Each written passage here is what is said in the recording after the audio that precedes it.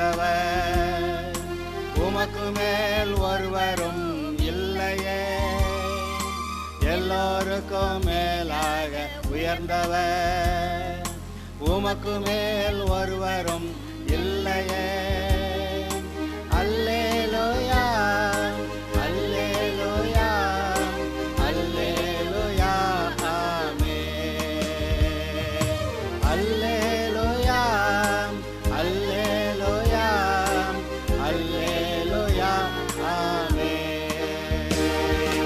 ஒருவரால் சிருஷ்டிக்கப்படாமலே தாமாக என்றென்றும் இருப்பவர், ஒருவரால் சிருஷ்டிக்கப்படாமல். இன்றும் கூட தேவன் மனிதனுக்கு கொடுத்த மகிமை பற்றி ஒரு சில காரியங்களை வேதத்திலிருந்து நாம் கற்றுக்கொள்வோமாக.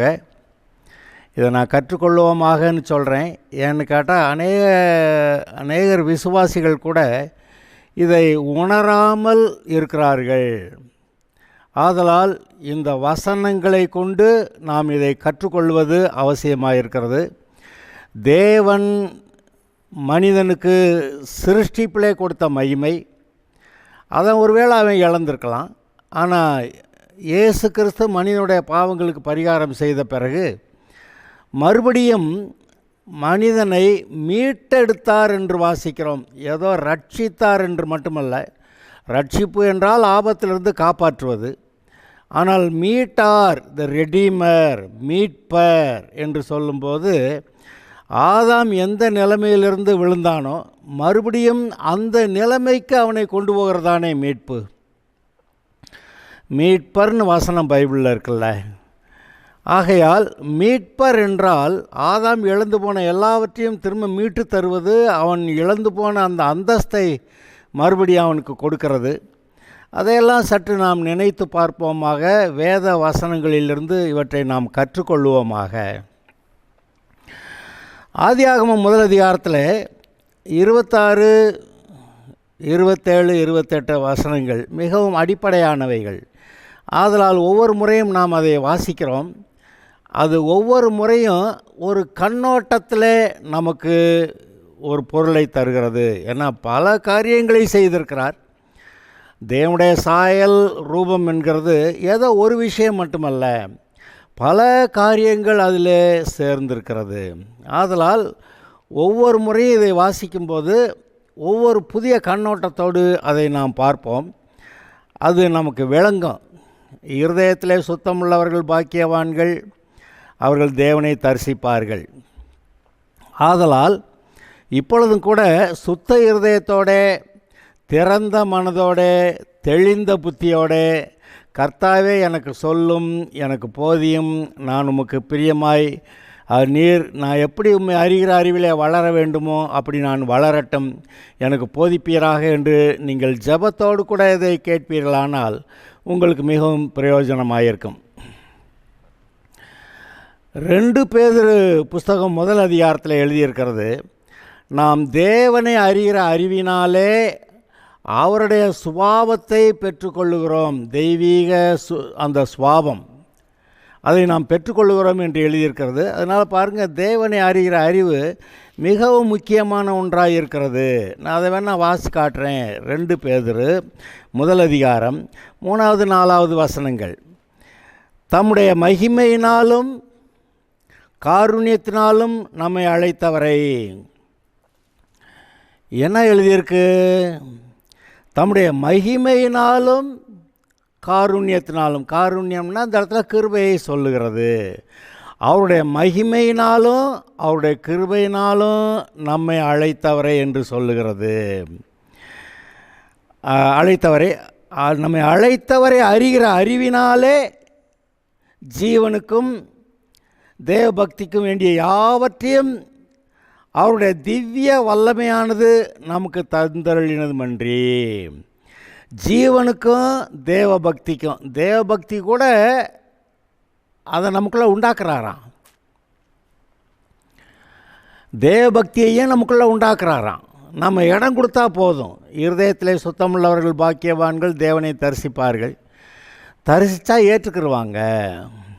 சரி, தந்தருளினதுமன்றி இச்சையினால் உலகத்தில் உண்டான கேட்டுக்கு தப்பி திவ்ய சுவாபத்துக்கு பங்குள்ளவர்களாகும் பொருட்டு, தேவனுடைய சுவாபத்துக்கு நாம் பங்குள்ளவர்களாகும் பொருட்டு மகாமேன்மையும் அருமையான வாக்கு தத்தங்களும் அவைகளாலே நமக்கு அளிக்கப்பட்டிருக்கிறது. எந்த இதில்? அந்த அழைப்பில்.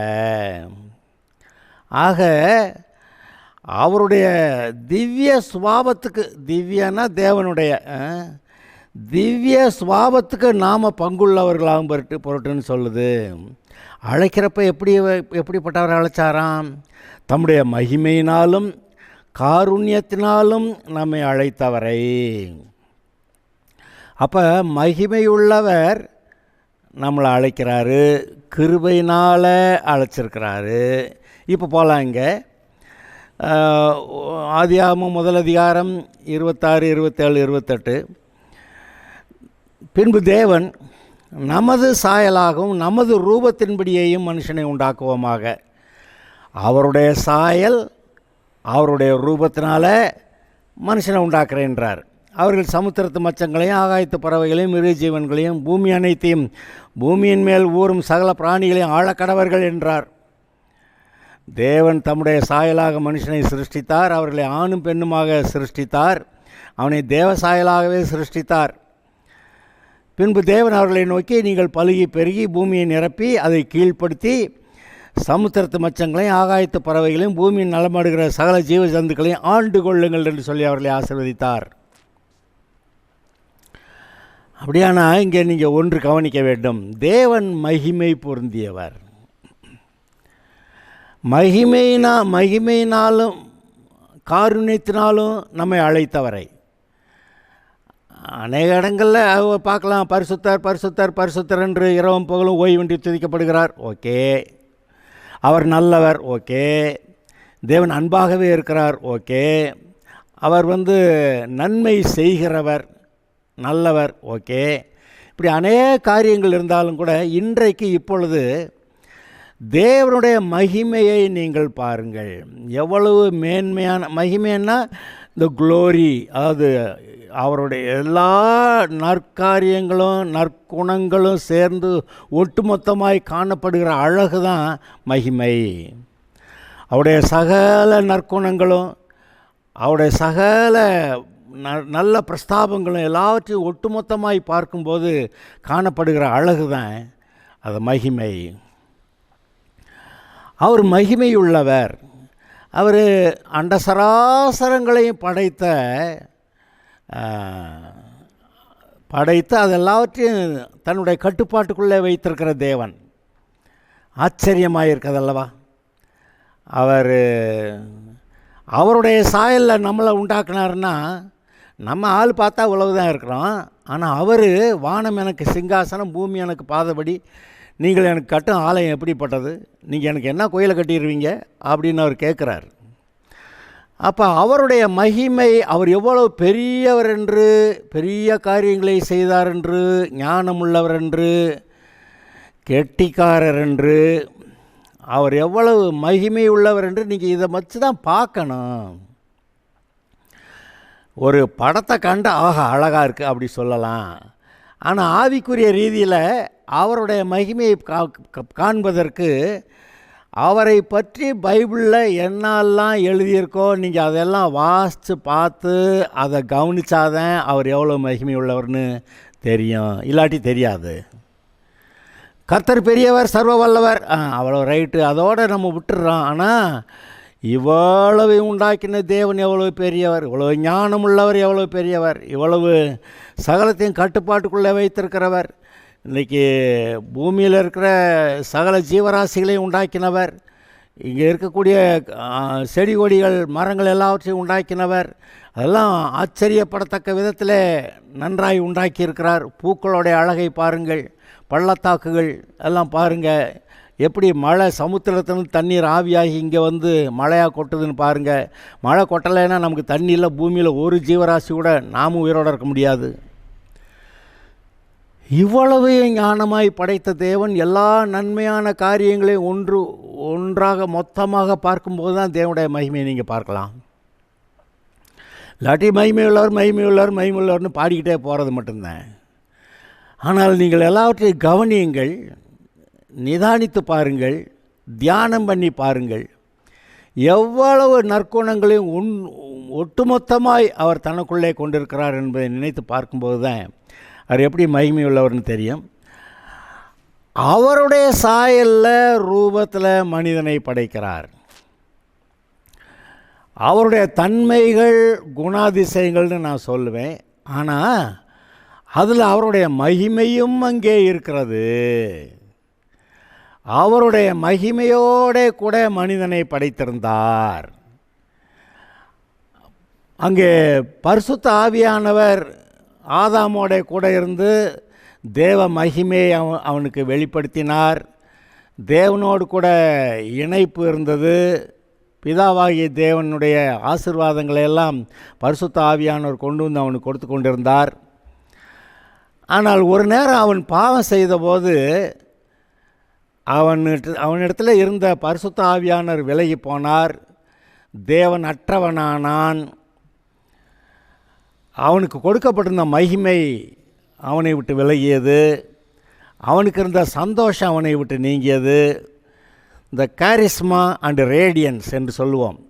ஒரு மனுஷரை பார்க்குறப்ப சில சமயத்தில் ரொம்ப பிரகாசமாக நல்லா ஆள் அழகாக இருக்கிறாருங்க, எல்லாருக்கும் பிடிக்கும். சில தலைவர்கள் வந்து அவர்களுடைய முகங்கள் வந்து ஜனங்களுக்கு பார்த்தா பிடிச்சிருந்தா ரொம்ப சந்தோஷம். அது அவர்களுடைய முகத்தில் ஒரு பிரகாசம் வேறு இருந்துச்சுன்னா அது சந்தோஷம். ஒரிஜினலாக தேவன் மனிதனை படைக்கும்போது ஒரு அது அழகான முகத்தோற்றம், யாருக்கு வேணாலும் அவனை பார்த்தா பிடிக்கும் அப்படிங்கிற மாதிரி முகத்தோற்றம், கேரிஸ்மா, ஆவிக்குரிய ஒரு அழகு. கேரிஸ்மான்னு சொன்னால் ஒரு ஆவிக்குரிய அழகு. கேரிஸ்மா அண்ட் ரேடியன்ஸ், அவன் முகத்திலே ஒரு பிரகாசம் இருக்குதுங்க, அந்த கண்ணில் ஒரு பிரகாசம் இருக்குங்க அப்படின்னு சொன்னால் எப்படி இருக்கும் பாருங்க. அப்படி தேவன் மனிதனை உண்டாக்கும்போது அவருடைய மகிமையோடு கூடவும் உண்டாக்கியிருந்தார். இன்றைக்கும் கூட பாவியான மனுஷர்கள் சிலரை பார்த்திங்கன்னா எவ்வளவு அழகாக இருக்கிறாங்க. சில பெண்கள் அது விவரிக்க முடியாத அளவுக்கு அவ்வளோ அழகாக இருக்கிறாங்கன்னு சொல்கிறோம். சில ஆண்கள் கூட வாலிப வயதில் எவ்வளவு ஒரு ஹேண்ட்ஸம், அவனுக்குள்ள ஒரு பலமும் இருக்கிறது, ஒரு அழகும் இருக்கிறது. ஹவு ஹேண்ட்ஸம் எ மேன், அவ்வளோ அழகா நல்ல பலசாலியா அப்படி இருக்கான் அப்படின்னு ஒரு சிலரை பாருங்கள், அவங்க முகமும் சரி, சரீர தோற்றமும் சரி, அவங்க கண்கள் பார்வையும் சரி, அதில் எல்லாத்துலேயும் ஒரு பிரகாசமும் அங்கே இருக்கும். அதை நினச்சி பாருங்கள். இது யார்? பாவியான மனுஷன். பாவியான மனுஷன்ட்ட கூட தேவன் கொடுத்த மகிமையில் இன்னும் கொஞ்சம் அங்கே இருக்குது. மத்தேயு 4வது அதிகாரம், பிசாசு மறுபடியும் அவரை மிகவும் உயர்ந்த மலையின் மேல் கொண்டு போய் நிறுத்தி உலகத்தின் சகல ராஜ்யங்களையும் அவைகளின் மகிமையையும் அவருக்கு காண்பித்து, பாருங்கள், திஸ் அ ஃபாலன் வேர்ல்டு, விழுந்து போன உலகம்.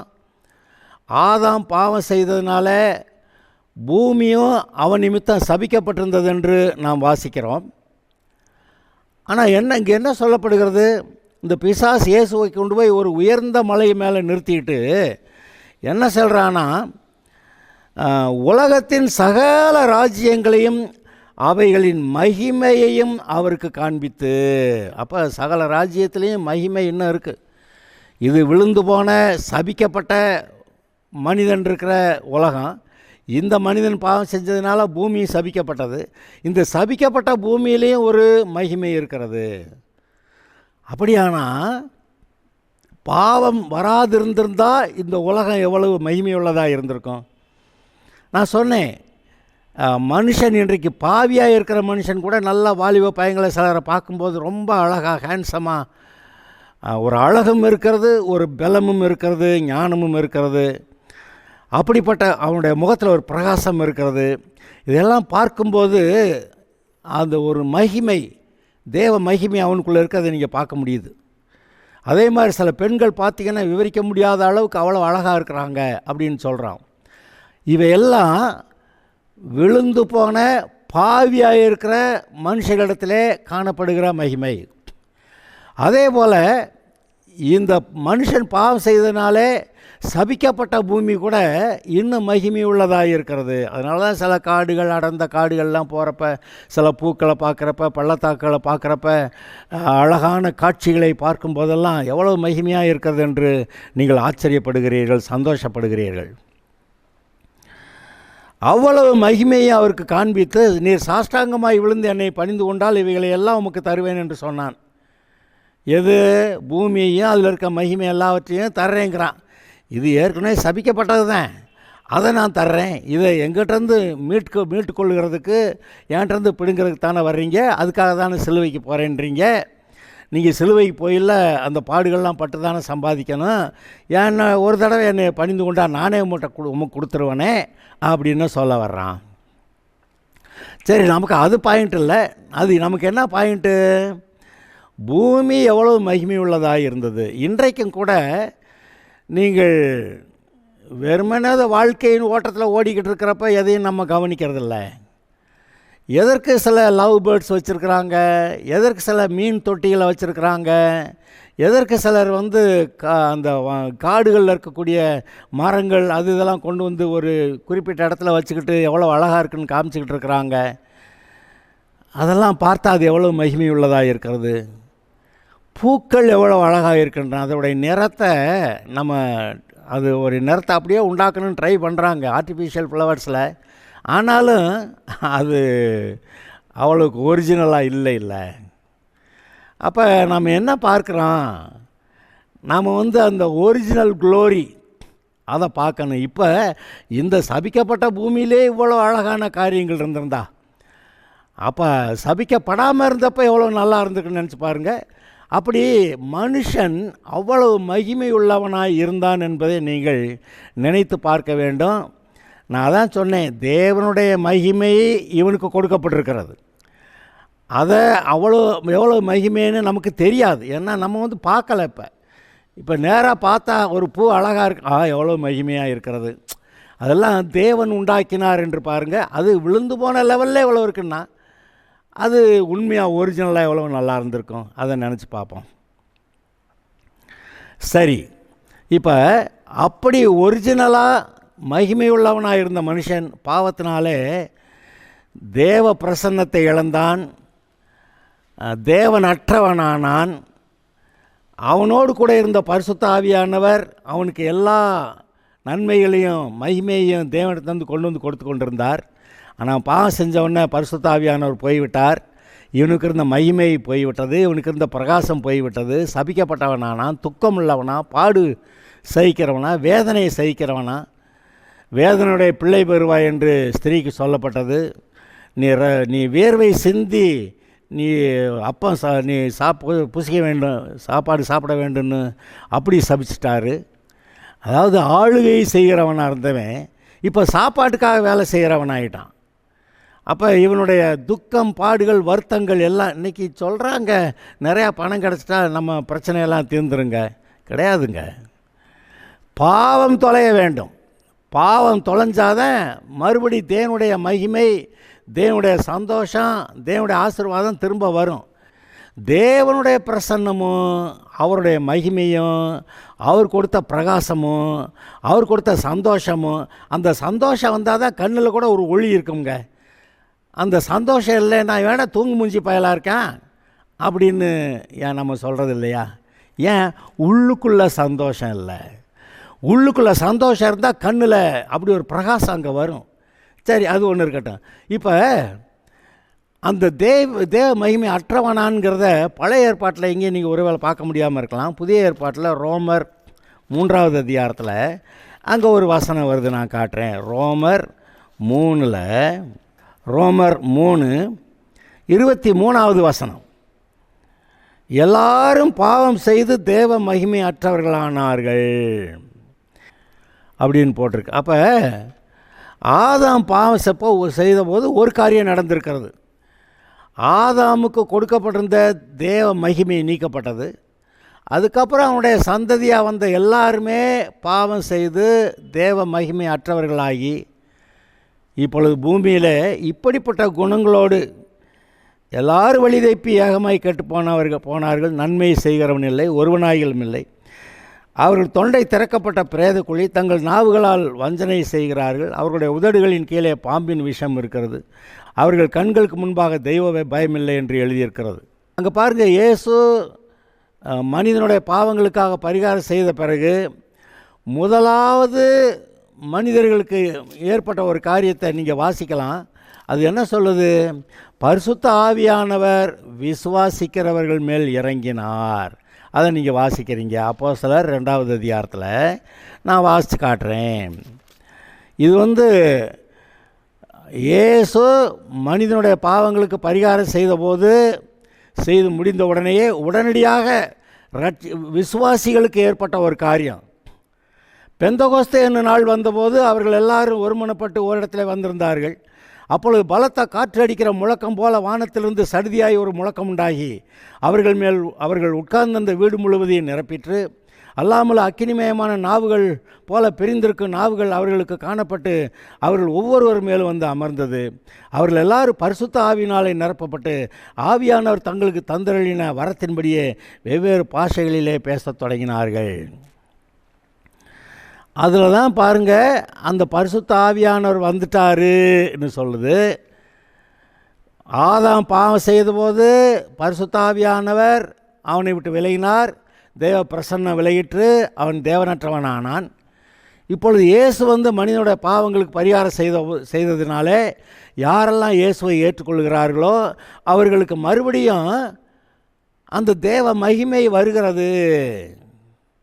கர்த்தருடைய ஆவியானவர் திரும்ப வருகிறார். கர்த்தருடைய ஆவியானவர் சும்மா வந்திருக்கல, அவர் தேவனுடைய மகிமையை கொடுக்கிறார், தேவனுடைய நீதியை கொடுக்கிறார், தேவனுடைய பரிசுத்தத்தை கொடுக்கிறார், தேவனுடைய சாயல் ரூபத்தை அப்படியே கொடுக்கிறார். தேவனுடைய சுபாவமும் அவனுக்குள்ளே கொடுக்கப்படுகிறது, தேவ அன்பு அவனுக்குள்ளே ஊற்றப்படுகிறது. அதாவது மனுஷன் மீட்கப்பட்ட பிறகு ஆதாம் பாவம் செய்கிறதுக்கு முன்னாடி எப்படி இருந்தானோ அந்த மாதிரி நல்ல நிலைமைக்கு அவன் போகிறான் என்பதை நீங்கள் நினைத்து பார்க்க வேண்டும். அதை நினைத்து பாருங்கள். ஆனால் நீங்கள் அதை பாருங்கள், இந்த பைபிள்லேருந்து அநேக வசனங்களை நீங்கள் வாசித்து தேவன் எப்படிப்பட்டவர்னு நீங்கள் கண்டுபிடிச்சாதான் தேவனுடைய சாயலில் ரூபத்தில் சிருஷ்டிக்கப்பட்ட மனுஷன் எவ்வளோ மகிமை உள்ளவன்னு நீங்கள் கண்டுபிடிக்க முடியும். ஏன்னா தெளிவாக எழுதிருச்சு, மனுஷனை உண்டாக்கும்போது நமது சாயலில் நமது ரூபத்தின்படியே மனுஷனை உண்டாக்குவோமாக அப்படின்னு சொல்லிட்டு பூமி அனைத்தையும் ஆண்டு கொள்ளக்கூடிய அந்த ஆசீர்வாதமும் அவனுக்கு கொடுக்கப்பட்டிருந்தது. ஆண்டு கொள்ளக்கூடிய அதிகாரம்னா அதுக்கு தேவையான பலமும் ஞானமும் அங்கே கொடுத்துருக்கிறாருன்னு அர்த்தம். அப்போ எப்பேற்பட்ட ஆசீர்வாதம்? பூமி அனைத்தையும் கீழ்ப்படுத்தி அதை ஆண்டு கொள்ளக்கூடிய ஆசீர்வாதம். அவ்வளவு ஆசீர்வாதமாக ஞானம் உள்ளவனாக இருந்தான். பிசாசோடைய கொட்டத்தை அடக்கி அவனை துரத்திட்டு பூமி முழுவதையுமே அந்த ஏதேன் தோட்டம் போல் ஆக்கக்கூடிய அப்பேற்பட்ட நல்ல வேலை அவனுக்கு கொடுக்கப்பட்டிருந்தது. ஆனால் பாவம் செய்த பிறகு சாப்பாட்டுக்காக வேலை செய்ய வேண்டியதாகிடுச்சு. இப்போவும் பாருங்கள், வேலைக்கு போகணும், ஏன்? சாப்பிடணும்ல. சாப்பாட்டுக்காக தான் இன்றைக்கி வேலைக்கு போக வேண்டிய நிர்பந்தத்தில் மனிதன் இருக்கிறான். அன்றைக்கு ஆளுகை செய்கிறவன், அவன் ராஜா. அவனுக்கு கொடுக்கப்பட்ட வேலையே ரொம்ப அது ஒரு சந்தோஷமான வேலை. ஆனால் இது சாப்பாட்டுக்காக நெற்றி வியர்வை சிந்தி அப்படி வேலை செய்கிறப்ப அது மிகவும் ஒரு சபிக்கப்பட்ட நிலைமையை நீங்கள் அங்கே பாருங்கள். வேதனையோட பிள்ளை பெறுகிறதை பாருங்கள், குடும்பத்துக்குள்ளே சண்டை இருக்கிறத பாருங்கள். இவர்களுக்குள்ளே இருக்க அந்த பிரகாசம், இவர்களுக்குள்ளே இருந்த அந்த கேரிஸ்மா, ஆவிக்குரிய அழகு, அந்த பிரகாசம் எல்லாம் போயிடுச்சு. இப்போ நான் என்ன சொல்கிறேன், இந்த சபிக்கப்பட்ட பூமியிலே இருக்கக்கூடிய ஆளுகளும் சரி பூமியும் சரி இவ்வளவு மகிமையாக இருந்தால் அந்த சபிக்கப்படாதிருந்த போது எவ்வளோ அழகாக மகிமையாக இருந்திருக்கும். அதை திரும்ப கர்த்தர் கொடுத்துருக்கிறாருன்னு பைபிள் சொல்லுது. இயேசு கிறிஸ்து நம்முடைய மீட்பர். இயேசுவை ஏற்றுக்கொண்டவர்களுக்கு மறுபடியும் அந்த மீட்பு உண்டாகிருக்கிறது. ஆதாம் இழந்து போன எல்லாவற்றையும் திரும்ப கொடுக்கிறார். என்னுடைய சமாதானத்தை உங்களுக்கு வைத்து போகிறேன் என்று சொல்லுகிறார். நீங்கள் இயேசுவை ஏற்றுக்கொண்ட போது உங்களுடைய இருதயத்தில் தேவனுடைய ராஜ்யம் வருகிறது என்று சொல்லுகிறார். தேவனுடைய ராஜ்யம்னா என்ன? அது நீதியும் சமாதானமும் பரிசுத்த ஆவியினால் உண்டாகிற சந்தோஷமாக இருக்கிறது. அப்போ இயேசு சொல்கிறார், என்னுடைய சமாதானத்தை தர்றேங்கிறாரு, பரிசுத்த ஆவியில் உண்டாகிற சந்தோஷத்தை தர்றேங்கிறாரு. நீ மறுபடியும் ராஜாவாக இருப்பேங்கிறாரு, ராஜாக்களும் ஆசாரியர்களும் சொல்கிறாரு. அவன் இழந்து போன ஸ்தானத்தை, தேவனுடைய பிள்ளைங்கிற ஸ்தானத்தை இழந்து போனானே, அதை திரும்ப தர்றேங்கிறாரு. இவன் பாவம் செய்த பிறகு பாவத்துக்கு அடிமை, பிசாசுக்கு அடிமை, நியாயத்திற்கப்பட்டு நரகத்துக்கு போகிற நிர்பந்தம், இப்படி நிலைமையிலிருந்து அவனை மீட்டு மறுபடியும் தேவனுடைய குமாரன் குமாரத்தி என்று சொல்லி கர்த்தர் சொல்லுகிறார், அப்படி ரட்சிக்கப்பட்டவர்களே நீங்கள் வாங்க, உன்னதங்களே என்னுடைய குமாரனோட கூட இங்கே உட்காருங்கன்னு சொல்லி உன்னதங்களே தன்னுடைய வலது பார்சலே உட்கார பண்ணுகிறார். அழுக்கும் கந்தையுமா போட்டிருக்கிற ட்ரெஸ் போட்டிருக்கிற ஒருத்தனை பக்கத்தில் உட்கார விடுவோமா? உட்கார விட மாட்டோம். அவர் ஏன் அப்போ அங்கே உட்கார வைக்கிறாரு? அவருடைய மகிமை பிரகாசம் மறுபடியும் இந்த ரட்சிக்கப்பட்டவர்களுக்கு கொடுக்கப்பட்டிருக்கிறது. கிறிஸ்துவுக்குள்ளாக அவர்கள் மகிமை உள்ளவர்களாய், பிரகாசம் உள்ளவர்களாய், தேவனுடைய வீட்டில் பிள்ளைகளாய் இருக்கிறார்கள். இதையெல்லாம் நான் இப்போ சொன்னது போல் நாம் உடனே எதையா பார்த்து தெரிஞ்சுக்கிற முடியல. ஒரு பொண்ணு பார்க்க அழகாக இருக்குது, ஃபோட்டோ பார்த்தா நல்லாயிருக்கு, இப்போ பொண்ணை நேராக பார்த்தாலும் நல்லாயிருக்கு. ஒரு பையனை அழகாக இருக்கானா நேராக பார்த்தா நல்லாயிருக்கு, ஃபோட்டோ பார்த்தாலும் நல்லாயிருக்கு. அப்போ எதையோ பார்த்தா தான் நம்ம அதை சொல்கிறேன், நல்லா இருக்குன்றான். ஆனால் நம்ம ஆவிக்குரிய ரீதியில் நமக்குள்ள ஒரு பிரகாசம் மகிமை வந்திருக்கிறது எப்படி காண்றது? இந்த பூமி எவ்வளோ ஒரு மகிமை உள்ளதாக இருக்குதுன்னு எப்படி காண்றது? அதுக்கு ஆவியான ஒரு நடத்துதல் உள்ளே உண்டாகியிருக்க வேண்டும். வேத வசனங்களை வாசிக்கும்போது தேவன் எவ்வளவு மகிமையாக இதை உண்டாக்கியிருக்கிறார், தேவன் எவ்வளவு மகிமையாய் நம்முடைய சரீரத்தை உண்டாக்கியிருக்கிறார். அங்கே சங்கீதத்தில் ஒரு வசனத்தில் நான் உங்களுக்கு வாசித்து காட்டுறேன். சங்கீதம் 139 ஒரு வசனத்தை வாசித்து காட்டுறேன். நான் சங்கீதம் 139:14, நான் பிரமிக்கத்தக்க அதிசயமாய் உண்டாக்கப்பட்டபடியால், நான் பிரமிக்கத்தக்க அதிசயமாய் உண்டாக்கப்பட்டபடியால் உம்மை துதிப்பேன். உமது கிரியைகள் அதிசயமானவைகள். அது என் ஆத்மாவுக்கு நன்றாய் தெரியும். ஆத்மாவுக்கு யார் ரட்சிக்கப்பட்டவன்? ஆராய்ச்சி பண்ணுறவன். நான் ஒளிப்படத்தில் உண்டாக்கப்பட்டு பூமியின் தாழ்விடங்களில் விசித்திர வினோதமாய் உருவாக்கப்பட்ட போது, எப்படி விசித்திர வினோதமாய் உருவாக்கப்பட்ட போது என் எலும்புகள் உமக்கு மறைவாய் இருக்கவில்லை, என் கருவை உம்முடைய கண்கள் கண்டது. என் அவயவங்களில் ஒன்றாயிலும் இல்லாத போதே அவைகள் எல்லாவற்றையும் அவைகள் உருவேற்படும் நாட்கள் உமது புஸ்தகத்தில் எழுதியிருந்தது. தேவனே, உமது ஆலோசனைகள் எனக்கு எத்தனை அருமையானவைகள், அவைகளின் தொகை எவ்வளவு அதிகம். அவைகளை நான் என்ன போனால் மணலை பார்க்கலாம் அதிகமாம். நான் விழிக்கும் போது இன்னும் மண்டையில் இருக்கிறேன். அப்போ நான் பிரமிக்கத்தக்க அதிசயமாய் உண்டாக்கப்பட்டபடியால்னு தாவீது எழுதுகிறானே, அவன் தேவனை குறித்து ஆராய்ச்சி செய்து அவர் எவ்வளோ மகிமையானவர்னு, என்னை எப்படி மகிமை உள்ள ஆளாக உண்டாக்குனாருங்கிறதை அவன் நினச்சி பார்த்து கர்த்தரை ஸ்தோத்தரிக்கிறான். இன்றைக்கு நீங்கள் வேத வாக்கியங்களை ஆராய்ந்து பாருங்கள். இயேசு பரிசேயர் பார்த்து அப்படி சொன்னார், வேத வாக்கியங்களை ஆராய்ந்து பாருங்கள், அவைகளால் உங்களுக்கு நித்திய ஜீவன் உண்டென்று எண்ணுகிறீர்களே, என்னை குறித்து சாட்சி கொடுக்கிறவைகளும் அவைகளே அப்படின்னு சொல்லியிருக்கிறாரே. ஆக அருமையானவர்களே, ஒன்று நினைத்து கொள்ளுங்கள், ஒன்று புரிந்து கொள்ளுங்கள்.